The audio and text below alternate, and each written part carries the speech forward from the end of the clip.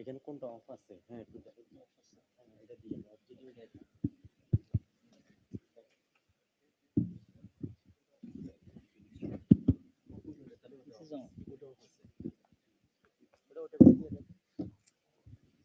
Sir, this is on. Okay.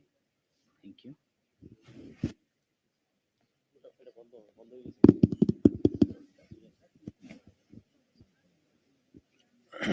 All right. Is it time to start, or do we give them more time? Hello.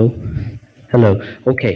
So, dear audience, distinguished panelists, honorable faculty members, and everyone who's present in the last session, the panel discussion that we're having on valuing natural assets. So, welcome back after the short break. So, before starting off with this panel discussion, I would like to share some words with all of you. The theme being valuing natural assets.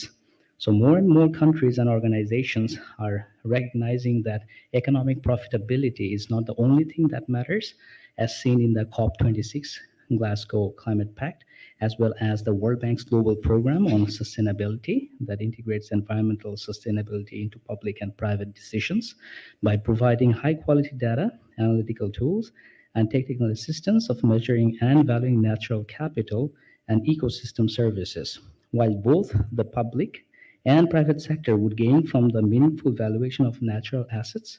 Ecological budgets empower governments to account for the role of nature in economy and human well-being. It enables business to become more efficient, sustainable, and to minimize risks, as well as small farm holders and communities to make smarter decisions that generate financial value and responsibility of standing natural assets.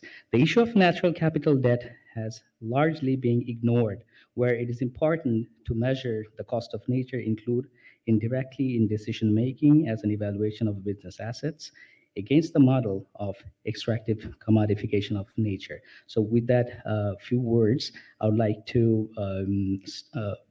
like to modestly request our Ashok Khosla sir, the Chairman Development of Alternatives India, the chair of this panel discussion, to start this discussion. So we also have Professor Partha Dasgupta sir on stage, along with Mr. Raquibul Amin, the country representative of IUCN Bangladesh. So at the end of this session, we're going to have a video message from Dr. Vandana Shiva, sovereignty leader, Navdanya, India. Thank you, sir.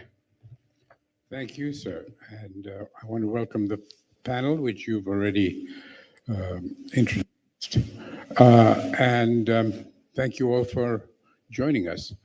We've had a day and a half of a lot of discussion on nature and economics, and even about leadership, about how the next generation is going to handle the world that's in such peril. And this session is about bringing some of those things together. Many of these things have been brought together in previous sessions this morning, yesterday, but the issues of leadership and why leadership, issues of naturenomics and how conservation and economics need to come together in a different kind of way, are what we're going to discuss. Today, the world is a very threatened species of planets which are habitable, planets that can sustain intelligent life. It's the only one we know for sure. There may well be others. The chances are that there are, but this is a unique opportunity to make life worthwhile. The situation we're in which both our life support systems on the one hand and our social systems and economic systems on the other are in pretty extreme peril. There are some 2 billion people who live on the subcontinent in South Asian region. Out of them, about 1 billion, close to 1 billion, could be properly called destitutes in one way or another. If you want to use World Bank definitions or the Oxford Poverty Index or whatever, it's probably around 800 million to a billion people who are really outside the mainstream economy. There are data from Oxfam which show that literally 8 billionaires, 8 individuals, have as much wealth as half the population of my country, of India. Whether these are off by a few percent here or there, it's not relevant. The point is that the inequity in our world is not only extreme, but it's very large scale and widespread. There's massive destruction of our natural resources and our environment. There's a massive demolition of social assets, social capital. The so-called demographic dividend is really an ephemera which we need to deal with, because it's seen from all our neighboring countries, from China to Korea to Japan, and indeed in other parts of the world, to be one that very quickly melts into a dependency debt burden. From the stage where we are right now, with some 50% of our population below the age of around 25, to the dependency ratio is basically inverted, is only a matter of 25, 30 years. We have one of India's top demographers here, and he may wish to contradict me, but all I can say is that it's not going to take very long before we will start needing to import young people to support the older ones. So these dividends, so-called dividends, are really not something you can rely very heavily on for taking us forward. So what is leadership? Why are we talking about leadership? It's about individual and institutional responsibility for proactive design and implementation of a better future. John Kennedy, at his inaugural, said, as most of you know, ask not what your country can do for you, ask what you can do for your country. That was, in a sense, his idea of what leadership is meant to be. But I personally prefer what his younger brother said a few days before he was assassinated. Thank you. What Robert Kennedy said was, some men see things as they are and ask why. I dream of things that never were and ask why not. And I think that's a mark of the kind of leadership that we need today. And it comes, in a sense, from a particular part of society, which is called civil society, the NGOs of this world. And I'm going to make a case that they are very important in the work that we are discussing here today. Leadership and fundamental changes in behavior that we need in order to deal with the issues that we've been talking about for the last 24 hours are going to have to recognize that the assumptions of economics, of society that we have built our structures on are not good enough. And that's why civil society becomes very important. I'm going to try and make a case that we need a totally different kind of innovation, an innovation that we might call frugal innovation, that can bring the other half of the world into the mainstream economy, which mainstream economy will be substantially different from the one today, because it will be much more sensitive to its long-term implications of its actions. It will be one that deals much more urgently with the threats that we're talking about. The three big threats, or the five big threats, depending on which polythreat system you belong to, are all seeing us heading headlong towards a cliff of societal breakdown, of economic breakdowns, and indeed of the life support system breakdowns. So leadership means going against the current where democracy and the kinds of freedoms that people are now aspiring to can be met without destroying the basis of life on Earth. The importance of doing this is partly because there is a certain amount of impotence in neoclassical economics that has been coming up in our conversation over here. And it's basically self-evident because it's the proof of the pudding is in the results, in the eating. And the results are pretty awful. So today, we can't say that the economic systems we adopted over the last two and a half centuries, 3 centuries, are adequate for the task of creating a world which is not only sustainable, but is geared to providing well-being and fulfillment to all citizens on our planet. It's partly because economics, the subject of economics and the profession of economics has put a huge amount of emphasis on concepts like efficiency, like the invisible hand and the need to adopt greed as a good behavior pattern. The need to grow. Growth is a very big commitment in economics. And Partha, I hope, will forgive me for quoting Kenneth Boulding, because every economist has heard this before. But Kenneth Boulding was a major economic mind, and he was president of the American Economics Association for several years. And he said that anyone who believes that you can grow perpetually on a finite resource base must be either a madman or an economist. Being an economist, he could get away with it. I may not get away with it because I'm not. But the fact is that those are fundamental gaps in the thinking of modern neoclassical economics, which really are the basis of large parts of our problem. For the economics profession generally,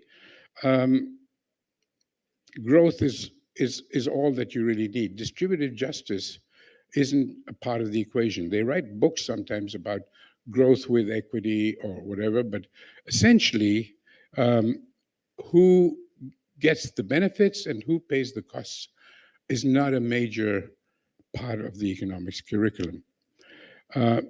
Another part of the problem is that the measurement of future value, which comes with discount rates, which are quite phony, they don't relate to reality, mean that the time horizons of economic calculations are very short.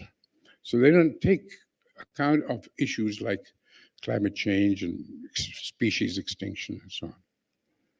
So efficiency is a runaway driver of the choice of production systems that we have and consumption systems. And the other side of that coin, sufficiency, is not adequately addressed. So when you have basically people who are into the kind of issues that you need in order to curb the onslaught that humanity is making on nature, then you have to have a science that addresses sufficiency as a problem, as a goal.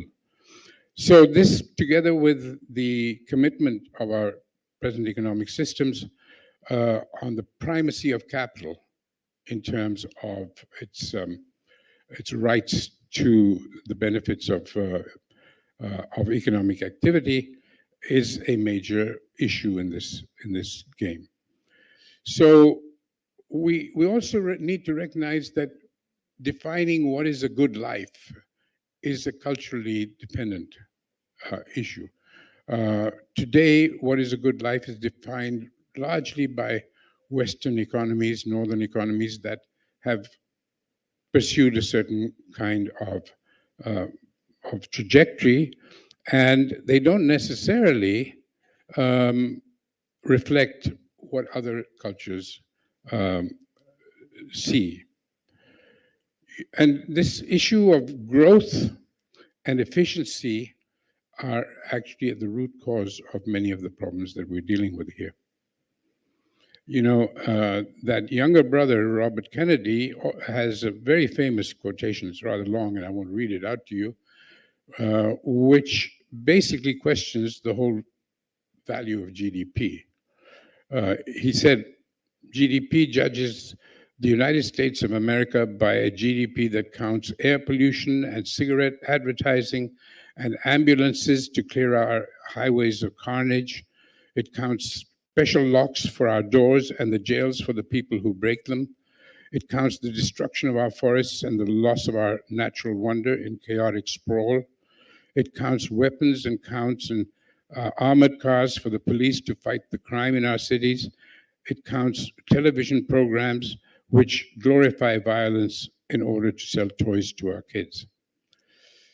Yet, the gross national product does not allow for the health of our children, the quality of their education, or the joy of their play. It does not include the beauty of our poetry or the strength of our marriages, the intelligence of our public debate, or the integrity of our public officials. It measures neither our wit nor our courage, neither our wisdom nor our learning, neither our compassion nor our devotion to our country. And this is what leadership is about, our devotion to our respective countries to make life better for our fellow citizens. And he goes on to say, and it tells us everything about America except what we are proud of, that we are Americans. And if this is true of America, it's certainly true of other places as well. So I read that out for you because, frankly, our view of a better economic future is very single-minded and rather narrowly conceived. Future causes that we're going to have to deal with are jobs, livelihoods, lifestyles, consumption patterns, production systems, managing our wastes, living with the natural resource base that we have, trade, aid, on all the other things that economics has to deal with. But in order to do that, we've got to have a very different approach that in thought and in action that comes from recognizing the root causes of our problems. And almost all of the problems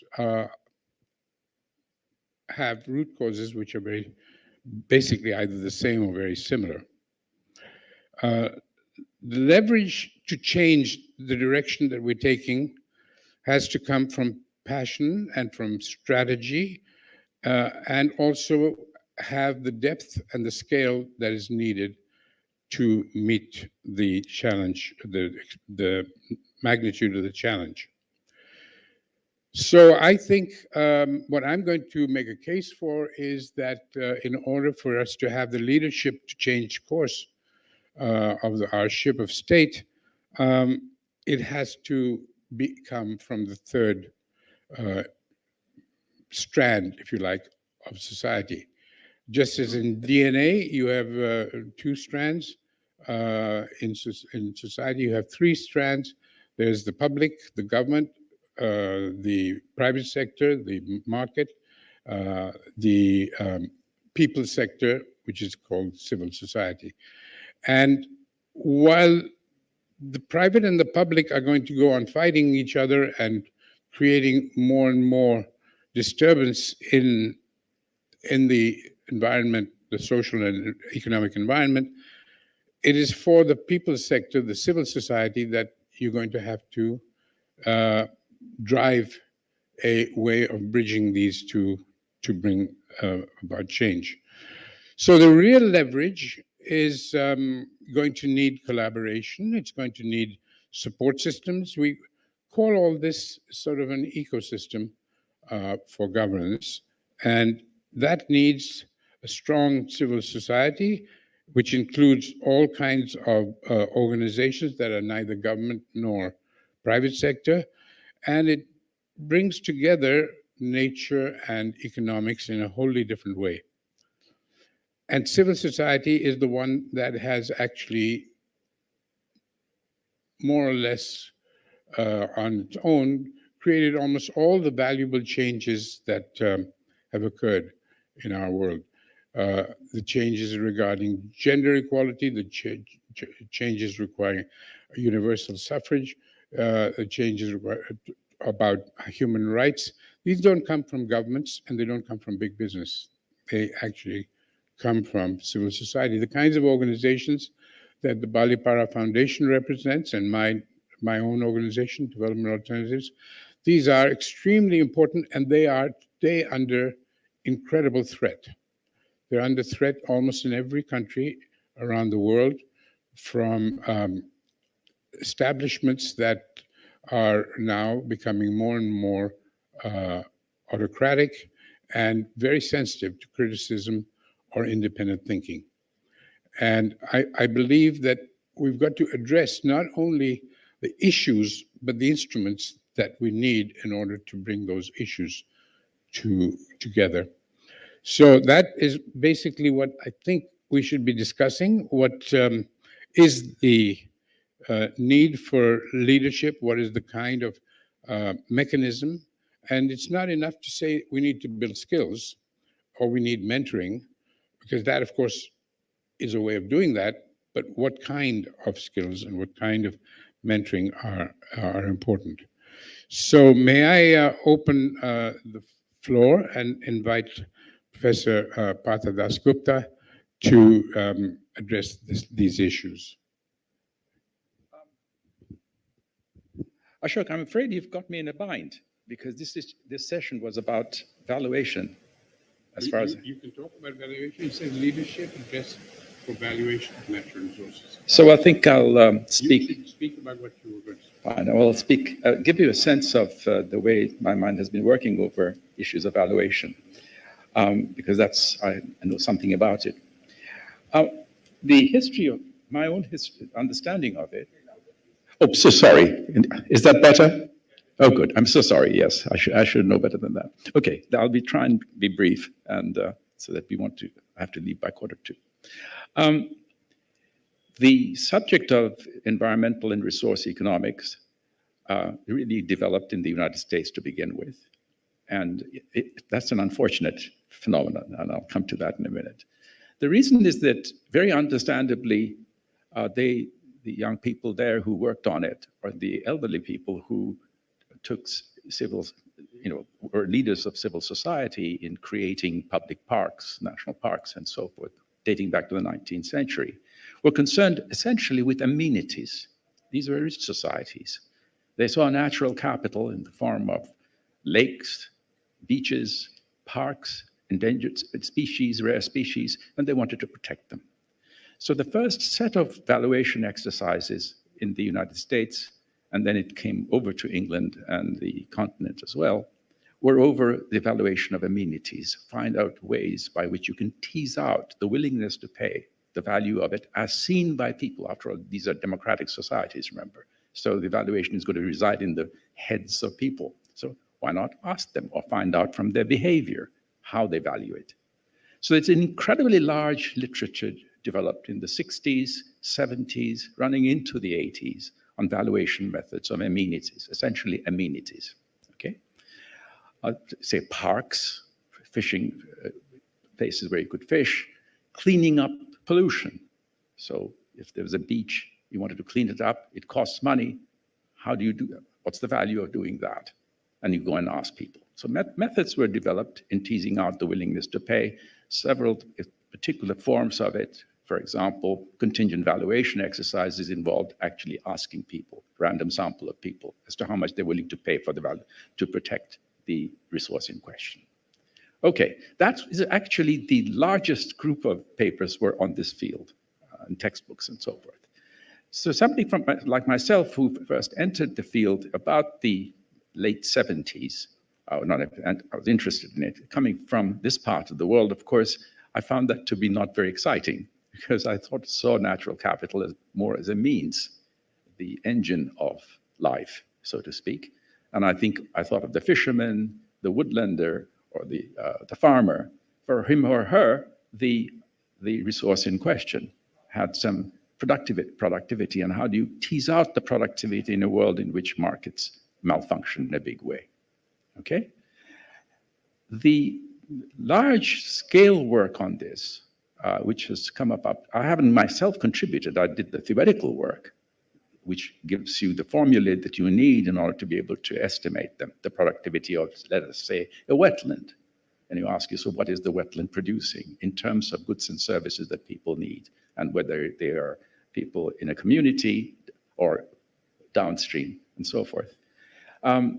The bulk, some of the most interesting work that's been done has actually, not surprisingly, been done in this part of the world, under the aegis of SANDI, the South Asian Network for Development and Environmental Economics, which is now about 22 years old. And one of the leaders of that, one of the big mentors of that program is Professor Huck, Inamul Huck, who was here yesterday. And he's been spearheading much of the research, and some of it were published in a volume of essays about 10 years ago. And what did it amount to? Well, if you ask for agricultural land, for example, and you ask what's the value of that, well, as a first cut, you could look for the market price, if there was a market price for it, because it's giving you some transactional value that comes out of the agricultural land based on what it can produce, the flow of output from it. So we're looking at an asset. An asset has a flow of benefits that can come over time, services that come over time. So what the idea is to be able to work out what those benefits are, take a present value of it, and gives you something like the value of the stock. Okay. But what about something like an open access space, let's say a wetland or a mangrove forest, which doesn't have a market value?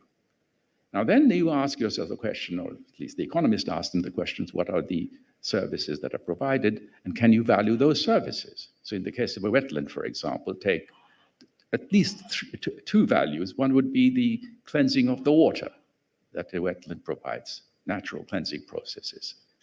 And one way of thinking of it is, what benefits does that have to the people in the neighborhood, A? And B, if it's deteriorating, you might ask, well, what's the replacement cost? The replacement cost could be a filtration plant. You can see how difficult the question is once you pose it, and yet you have to find shortcuts, some ways around it. And a classic example of valuation there was done in the Catskill Mountains, which supplied clean water to the citizens of New York. And it's remarkably clean water coming out, because the water was cleaned by the watershed, as the water traveled along the watershed. Of course, that had deteriorated through development and came to the point where New York City's water supply was threatened. Polluted water was coming. So one way of valuing it was to see there were two possibilities. One is to regenerate the Catskills. Okay, so that's the restoration, if you like. And the other is, well, New York needs clean water. What about a filtration plant? There's a classic example, because it turned out the filtration plant was hugely expensive, 8 billion or so. I'm now talking about 1980s crisis. And of course, the decision was made to restore the Catskill. So this is one of the big success stories of it. And the reason I mention it is that it gives you how the economists can find their way into trying estimating the productivity of an ecosystem. in terms of the goods and services it provides. Come back to a wetland. One thing is cleaning of water. Okay, so I've given you a sense of how we might go on estimating the value of that. On top of that, it of course houses insects and all sorts of potential pollinators. Well, then you ask yourself the question, what's the value of that pollination? And you then look for neighboring farmland and see whether you can use data there to see what the value of these pollinators is.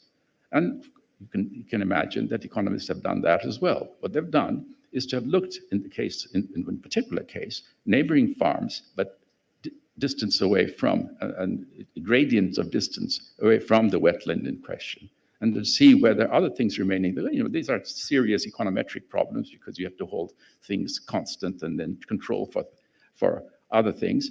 And what you found was actually that the productivity of the pollinators, the benefit that pollination gave to the farms was a declining function of the distance of the farm from the wetland itself, which is very understandable because, of course, these pollinators fly, but they don't fly forever. They have this range. So the farther you are, you're getting less benefit.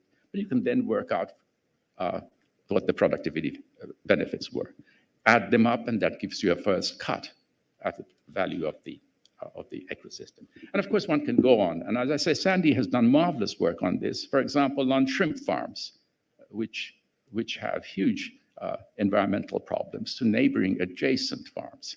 Okay, and what the volume that Professor Huck edited has an extremely interesting exercise in trying to estimate the losses to the neighboring farmers due to the damage caused by the shrimp farm, which you then want to deduct from the value of the shrimp farm.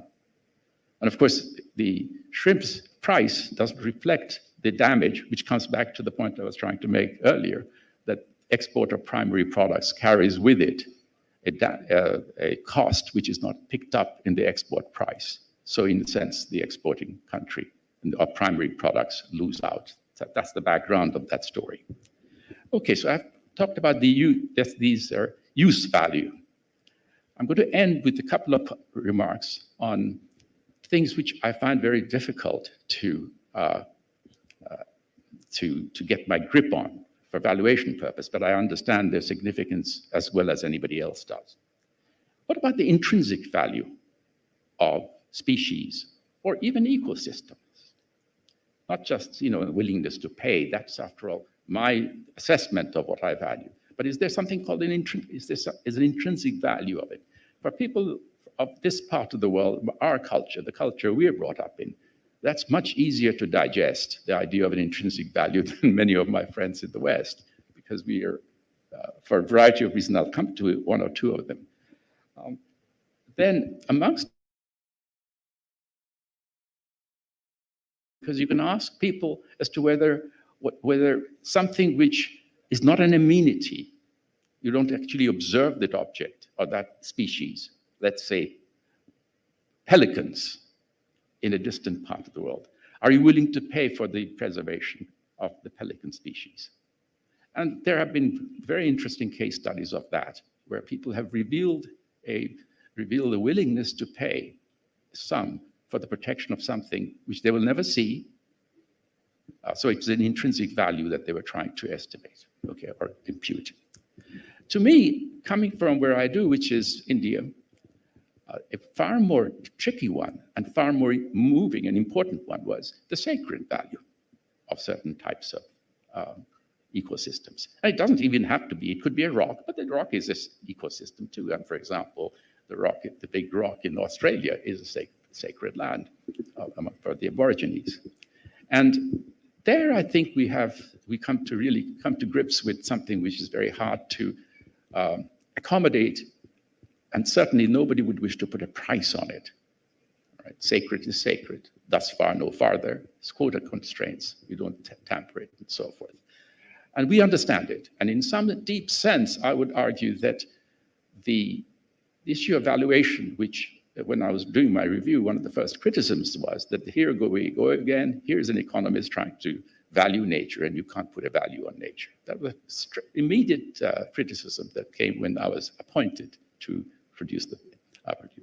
produced the review. Now, of course, that's, in a way, it's an armchair aristocratic view of the matter. Because, for example, the wonderful talk we had from the gentleman from Nagaland, for them, for really traditional households, traditional communities, nature has always had a value. There's intrinsic value, and they were not going to put this, they said, this is relative, the relative price of this is so much relative to something else. They wouldn't put it that way. That's not that their language. Their language would be there has to be some balance. And we don't touch this part of the ecosystem at this season because this is not the right season.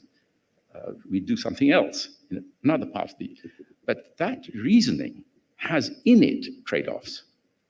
That's saying keeping the balance means you're judging relative values.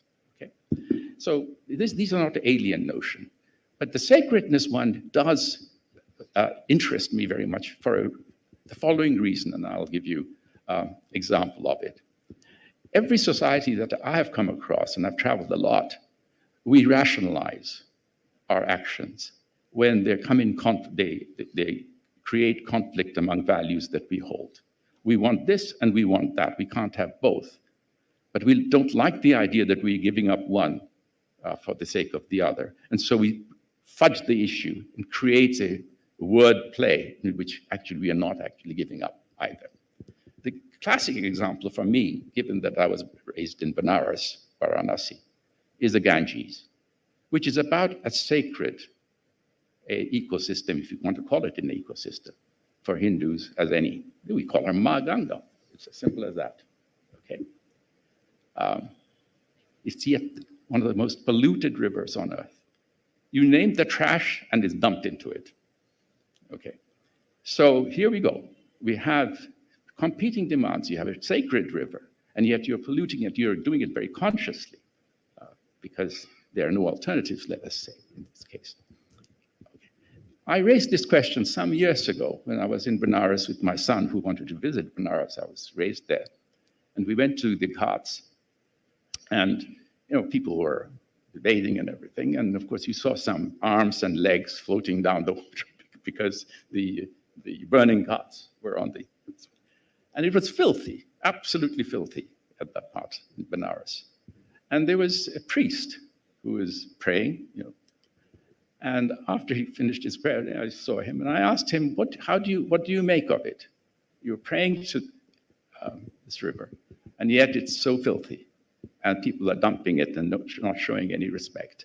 What do you make of it? He looked at him, he smiled, and he said, you're wrong. It's not filthy. She's a goddess, she's Ma Ganga. She cannot be polluted. That was the end of the story.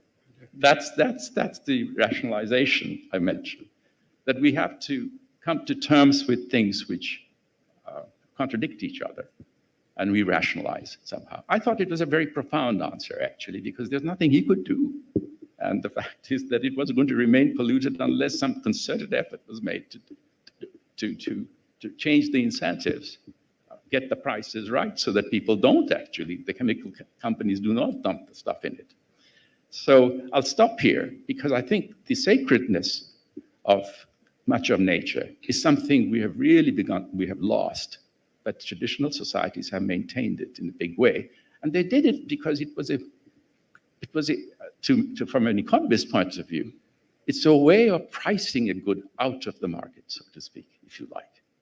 It's a rational way of telling a story. But of course, this is not what a religious person would agree to. But a non-believer can see this as well as a conservation measure. Thank you very much. Thank you.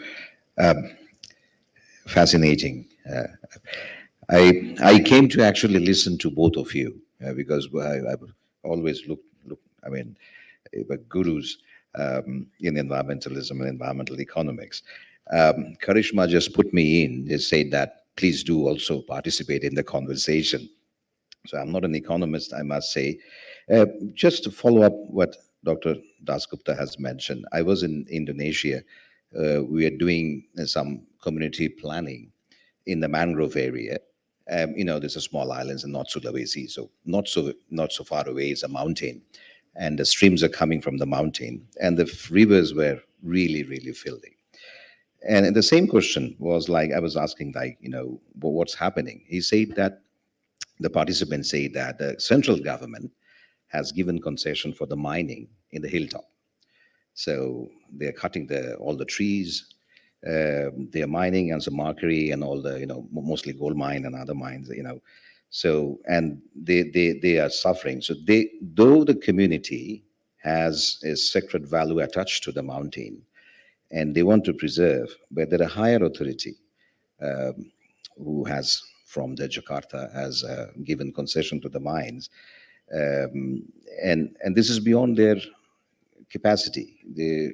In such a situation, uh, you know, what what is the answer? Um, you know, in such a situation where, like, there's a value, an intrinsic value that the community attached to the mountain versus the market value that the central government thinks is a transaction. Uh, how do we as a conservationist can change the course? So that maybe if you highlight on that, give some wisdom, that would be great. And also coming back to Bangladesh, it has been our tradition not to fish during a breeding season, all throughout. Slowly it degrades, various reasons: demographic change, poverty, pressure, whatever. Now the government has imposed a fishing ban during the breeding season and also a 60-day ban in the sea. Initially, there was a lot of hue and cry. There was a lot of debate, like whether this is scientific, whether this is against the human rights. What about this poor fisherman? Government has provided that ration during that area. Initially, there was some issues, but eventually, it's become systematized, and we see the Hilsha has bounced back, and we could send some to India as a present as well. Um, so the traditional practice has to be supplemented or been imposed with punitive measures, with structural measures. So these are two examples. Maybe Dr. Dasgupta and Dr. Khosla. eh, what is an advice for us in terms of when we are trying to project the value of conservation, we are trying to implement, move the societies to uphill this intrinsic value, but it's extremely, extremely hard. So, what is your advice? Well, sorry, I'm not a problem solver for everything. But one of the things I became absolutely convinced with towards the end of the period I was writing the review, and it's one of the strongest recommendations in the review, is particularly with growing urbanization,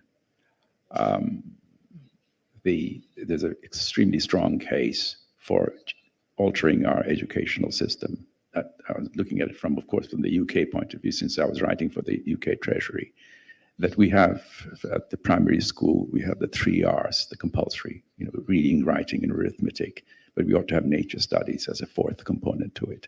And then this should continue right through the educational system, right through this tertiary education as well.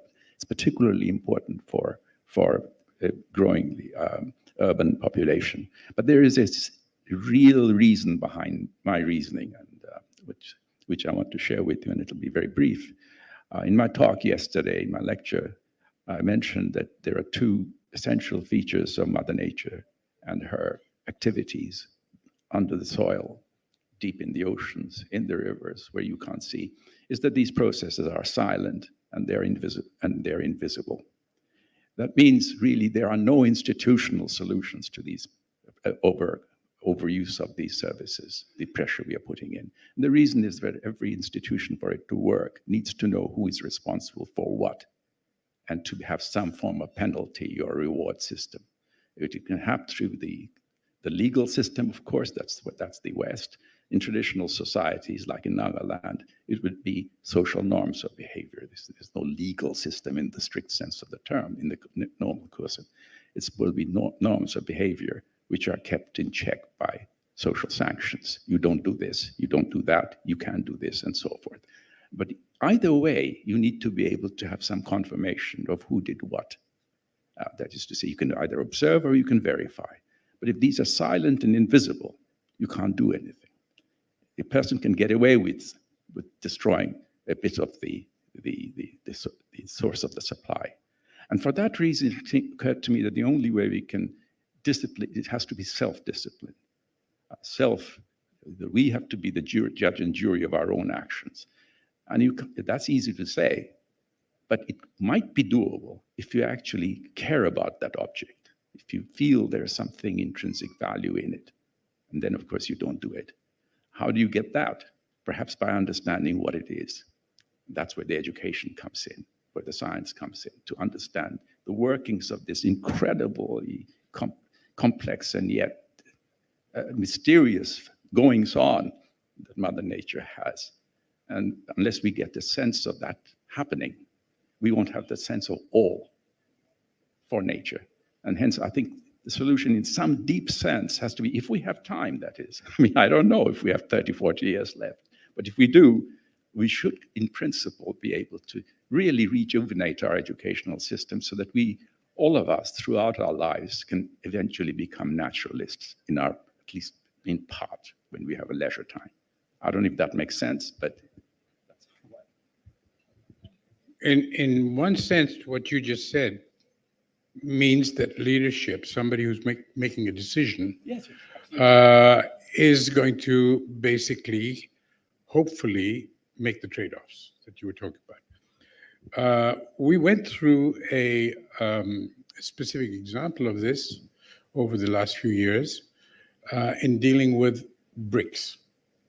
Red bricks, burnt bricks, use 1.5 kilos of topsoil, really precious commodity, competing with food production and all kinds of other long-term values. And the only way we could deal with this was not through the market pricing mechanisms that you related, either because of the productivity or the willingness to pay, because all those were going in the wrong direction. And we had to get the government of Bihar actually to prohibit the manufacture of red bricks. Now, the valuation issue was at a very high level. We could convince the ministers that they were losing out in the long run. And so you really don't have the market able to deal with that on its own. And so we've really actually got to figure out a way in which the business people and the consumers make the right decisions. And that's not something that's happening. You actually have to use regulation, prohibition, in fact, in this case, to do the right thing. And what is the right thing to do? Basically, that it should have a long-term view. And that isn't built into the current economic system. So it took what you might call an enlightened advocacy to actually do the right thing. And a lot of people probably suffered from that because the construction industry obviously goes into tailspin and a lot of other things. Same applies to mining, to all kinds of other issues. In all fairness, Ashok, there have been prohibitions imposed in other contexts in other countries. For example, there are bans on fishing in certain parts of the world, and there are protection of endangered species acts. So those are prohibitions too. I mean, I'd like to see this happening more and more, which is the point you're making, absolutely, because the market is not going to be supplying it. You can't really use a price system for these when you're near the tipping point, when you're near the precipice. You don't worry about prices. You say, no, we're not going to do it. And that's what we were able to do. But you see, if you are talking about valuing natural assets, you have to have a methodology that actually permeates itself into the market some point. And that's, we don't have at the moment. We don't, the one we do have is a calculation which gives you a short-term solution, which is probably the wrong one. Okay, any questions from the participants? Can somebody bring up?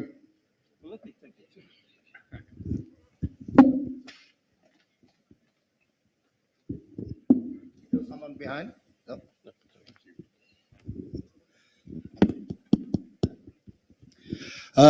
Thank you. I think I enjoyed this session. There are two challenges that I see are for naturonomics, and also when you're thinking of evaluating the natural assets. And both the issues came up very significantly.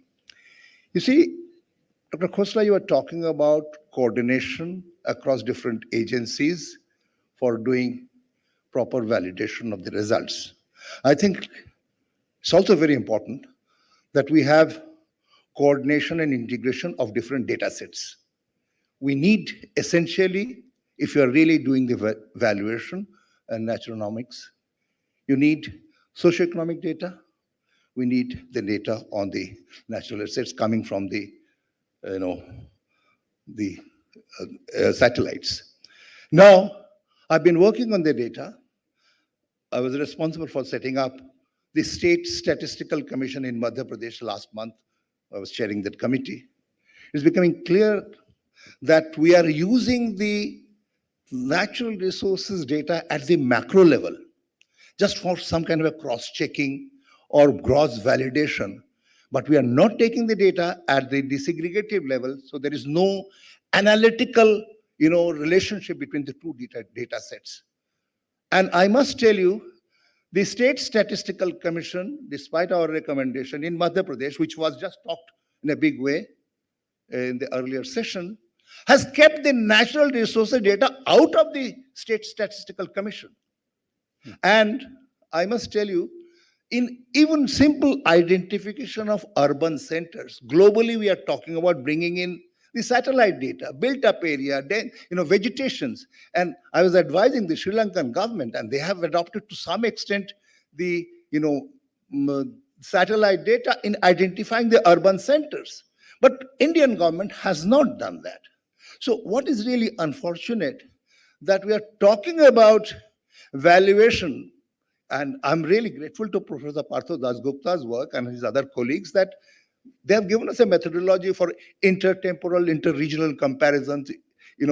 Certainly these are very important things if the data sets are not talking to each other at a grassroots level. And the recent report submitted to the Niti Aayog says that in the 60s, 70% of the data from the state level was coming at the district level and 30% was allocated. Now it is 70% allocation and 30% is generated from the local level. We know about Himalayan regions, how as far as the satellite data is concerned, there is no problem. But we have no knowledge about the livelihood impact of the COVID, how the migration has been affected in this region. So we can't really do a proper valuation of the economies of these areas except through allocation method for the Himalayan regions. Just one more minute I will take. Since we are bringing in the leadership issues also. American president says, American lifestyle is not negotiable in the global platform. I was in Germany, a minister for Germany says, look, Professor Kundu, we are not responsible for what our forefathers did. So you don't think that, the burden of compensating is like it was. And secondly, our forefathers had no idea about global warming. In a meeting in Indonesia, on European Union minister, he gave an interesting suggestion. And that was something he said, yes, we agree that the rich have a burden of really taking care of their environmental issues. But rich in every country should pay the same kind of thing. A rich in Delhi, New York, and Philadelphia, or in Dhaka should not be treated differently.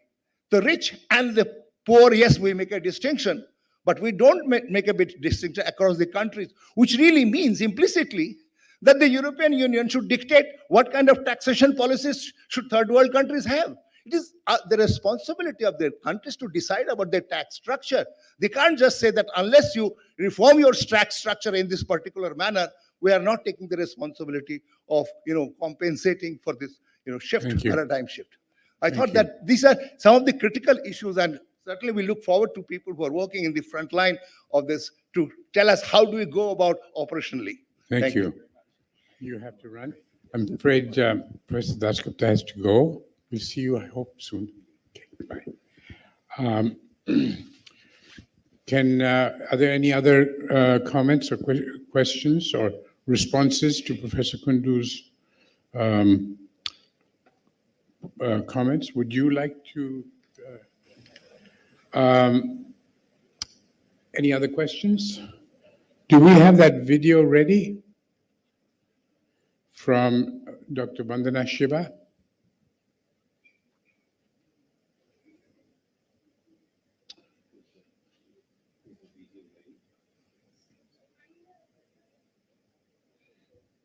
Yeah, we can have the video.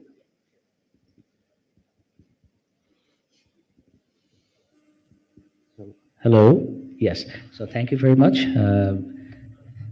sir, for your valuable message and everything. So now we'll have a video message from Dr. Vandana Shiva. I would like to request our tech team to play the video message. Thank you.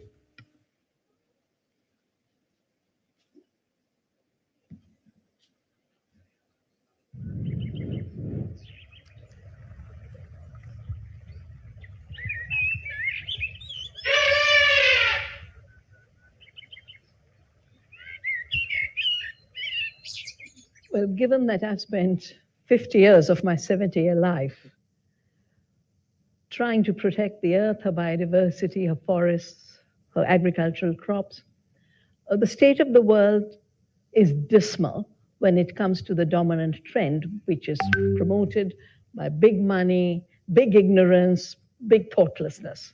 But there is another emerging trend, and that emerging trend is to work with nature as part of nature. And that trend is what holds the seeds to the future.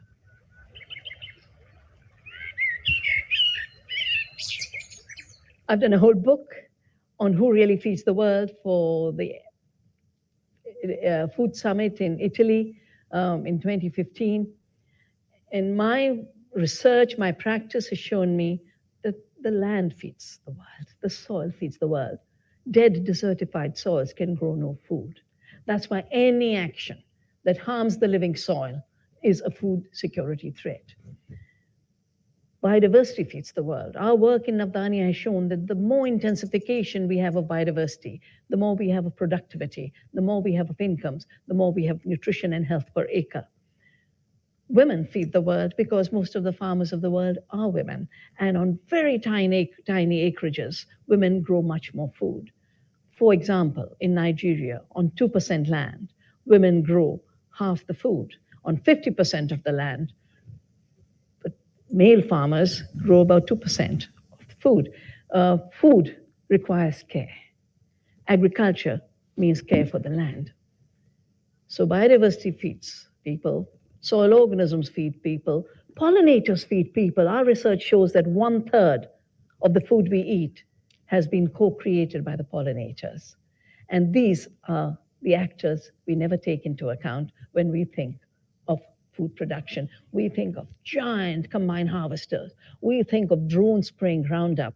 That is killing food. That's killing life.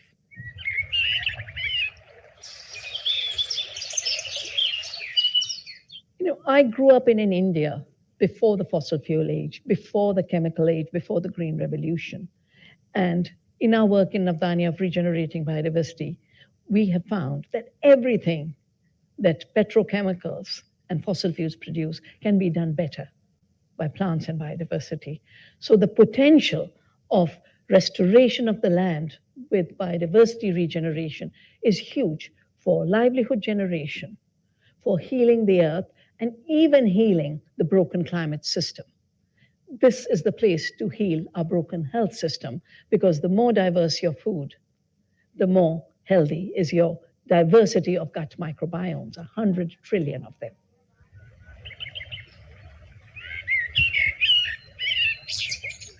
My advice to young people of today is first, shed the hierarchies that have occupied your mind.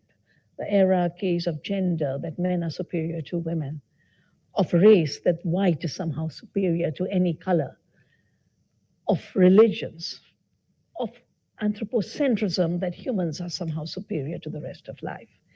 The hierarchy of occupation, that sitting on a desk is somehow superior to being part of the earth. Become the earth again. Grow a garden, become a farmer, plant a forest.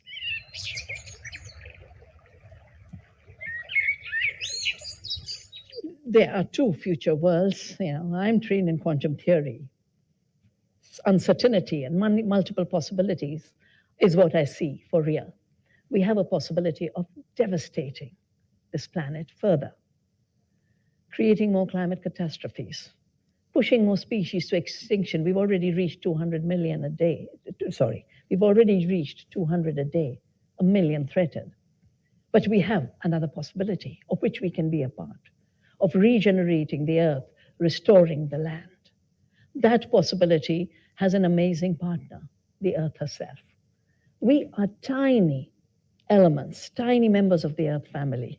If we stop the harm we are doing with our arrogance and start playing a humble role in the food web and in the web of life, this earth will regenerate as she has, cycle after cycle, and we will be part of that regeneration. We can either be part of the collapse or we can be part of the restoration.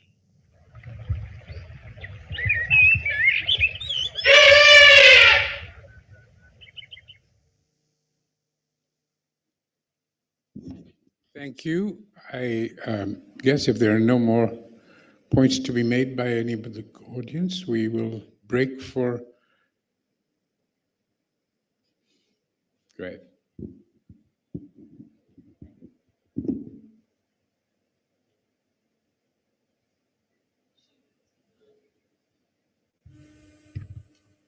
Hello. Okay. So thank you very much, sir, for your valuable time and sharing your precious ideas and thoughts and insights with all of us.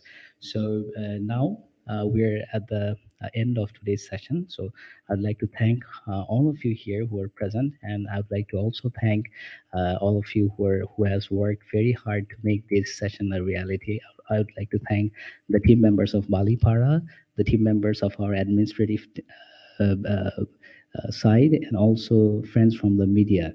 And thank you for your time, patience, and presence here. So before wrapping up today's event, I would like to invite you all to our tomorrow's panel discussion, which will be held at this auditorium at 9:30 in the morning. Thank you all.